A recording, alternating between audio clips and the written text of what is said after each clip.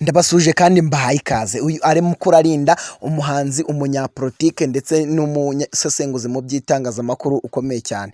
Yaje kwitaba Imana. Ese ni iki yasize abwiye umuryango? Ese ni igiki cyamwishe? Umuhango wo kumushingura uri gutegurwa gute? Niki umugore we amaje gutangaza? Nibyo tugiye kurebera hano ngaha muri iki kiganiro ndetse tubinyuramo gatanu kuri gatanu. Ndakwibutsa gukora kuri subscribe kuri iyi channel niba uri mushyashya kabisa, uhawe ikaze. Mbere buriya abanyamakuru abo turibo dushingiye ku kubona amakuru. Mukurarinda yatumye twese cyangwa benshi twumva impamvu yo kuba leta y'u Rwanda yarashyizeho ibiro by'umuvugizi. Mukurarinda yatumye abaturage b'u Rwanda, abanyamakuru tubasha kumva politiki y'igihugu, tubasha gutangaza amakuru. Yari umuntu utuma abaturage bumva politiki y'igihugu, yari umuntu wasobanuye ikibazo kiri mu karere, imvugo z'urwango, zipfobya jenoside n'ibindi bikorwa bitandukanye by'igihugu. Kuri uyu wa gatanu nibwo ibiro by'umuvugizi wa guverinoma byasohoye itangazo rigira riti: tubabajwe no gutangaza urupfu rw'umuvugizi wungirije Bwana Alain Mukurarinda, akaba yitabye Imana aho yari arwariye mu bitaro byitiriwe Umwami Faisal azize guhagarara k'umutima. Guverinoma y'u Rwanda yihanganishije umuryango we, inshuti ze ndetse n'abagize amahirwe yo gukorana nawe. Abakoranye n'abahuye mu bihe bitandukanye na Alain Mukurarinda witabye Imana ku myaka 55 y'amavuko bavuga ko bababajwe cyane n'urupfu rwe, ndetse bakaba bavuga ko abasigiye icyuho gikomeye. Mutesi Scovia na Edmond Kagire ni bamwe mu banyamakuru bavuga ko banyuzwe n'uburyo Alain Mukurarinda yamenyaga gukorana neza n'itangazamakuru. Mbere buriya abanyamakuru abo turibo dushingiye ku kubona amakuru. Mukurarinda yatumye twese cyangwa benshi twumva impamvu yo kuba leta y'u Rwanda yarashyizeho ibiro by'umuvugizi. Mukurarinda yatumye abaturage b'u Rwanda, abanyamakuru tubasha kumva politiki y'igihugu, tubasha gutangaza amakuru.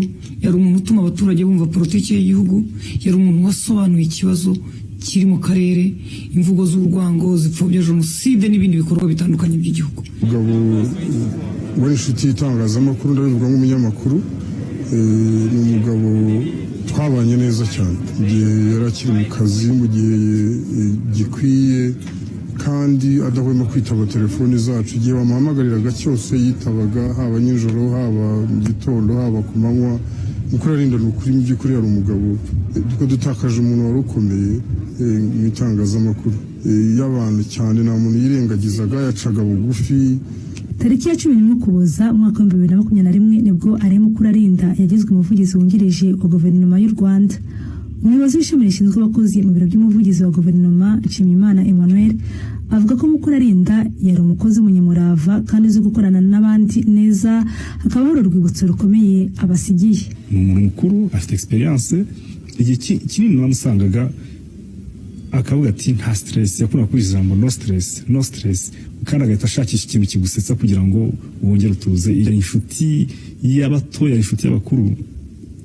Habayemo icyuho kinini cyane ku buryo bizatugora kugira ngo twumve ko hari umuntu turi bubone umeze nk'uko Mukurarinda yari ari, kuko ni umugabo ufite experience, wiyoroshyaga. Ikintu Mukurarinda dusigaranye kuri we, yaba njye cyangwa n'abandi, kinini kurenza ibindi byose, ni ukwiyoroshya no kwerekana ko ibikomeye bishobora kuba byoroshye.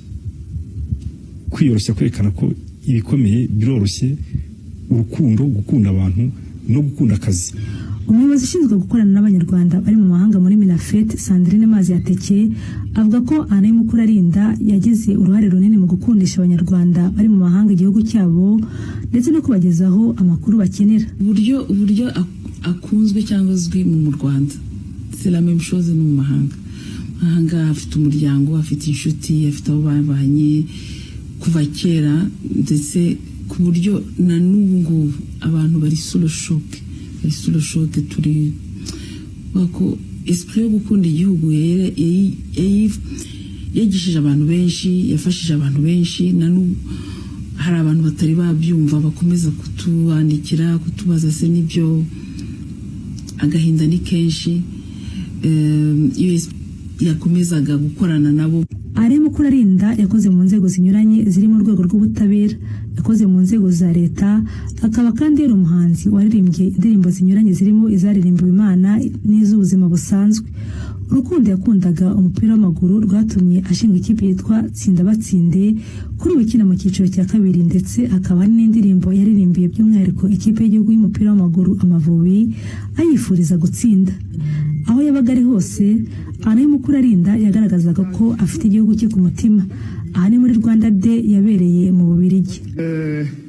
Mwaka utaha ubanza ngera 50 naravuze nti ese naguma nyine muri ibyo by'abajene ni byiza, nahisemo noneho no gufasha abahanzi badafite ubushobozi, bafite impano ariko batabasha kumenya aho bibera.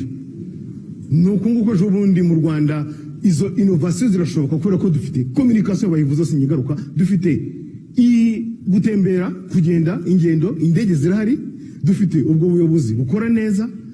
Minisitiri w'Ububanyi n'Amahanga n'Ubutwererane Olivier Nduhungirehe kuri X yavuze ko amwibuka nk'umuntu wakoze imirimo irimo kuba umuhanzi, kuvumbura impano, kuba MC, umushinjacyaha, umuvugizi wungirije wa guverinoma, kandi ibyo byose akaba yarabikoze neza kuko byari nk'impano ze.